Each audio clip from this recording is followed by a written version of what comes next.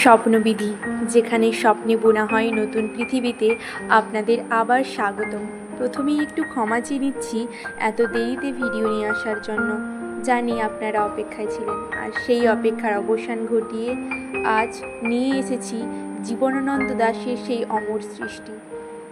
আবার আসিব ফিরে ধানসিঁড়িটির তীরে এই বাংলা। চলুন আজ আমরা কবির চোখে বাংলার সেই চিরায়িত রূপে ডুব দিই।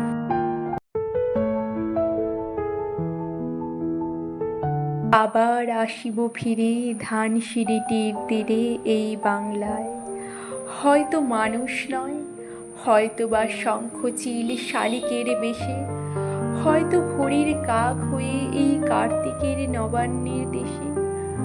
কুয়াশার বুকে ভেসে একদিন আসিব এ কাঁঠাল ছায়ায়, হয়তো বা হাঁস হব কিশোরীর ঘুঘুর রহিবে লাল পায়। সারাদিন কেটে যাবে কলমির গন্ধে ভরা জলে ভেসে ভেসে। আবার আসিব আমি বাংলার নদী মাঠ ক্ষেত ভালোবেসে। জলঙ্গির ঢেউয়ে ভেজা বাংলার এই সবুজ করুণ ডাঙায় হয়তো দেখিবে যে সুদর্শন উড়িতেছে সন্ধ্যার বাতাসে। হয়তো শুনিবে এক লক্ষ্মী পেঁচা ডাকিতেছে শিমুলের ডালে।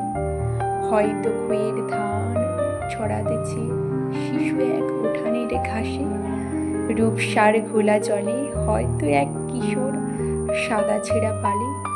ডিঙা বাঁয় রাঙা মেঘ সাঁতরায়, অন্ধকার আসিতেছে নেড়ে। দেখিবে ধবল বক আমারই পাবে তুমি ইহাদের ভিড়ে। জীবনানন্দ দাশের এই কবিতাটি শুধু কিছু পংক্তি নয়, এটি আমাদের মাটির প্রতি, আমাদের ভালোবাসার বাংলার প্রতি এক গভীর আত্মনিবেদন। আশা করি এই কাব্যযাত্রা আপনাদের মন ছুঁয়ে গেছে এবং স্বপ্নবিধিতে নতুন এক উপলব্ধির জন্ম দিয়েছে।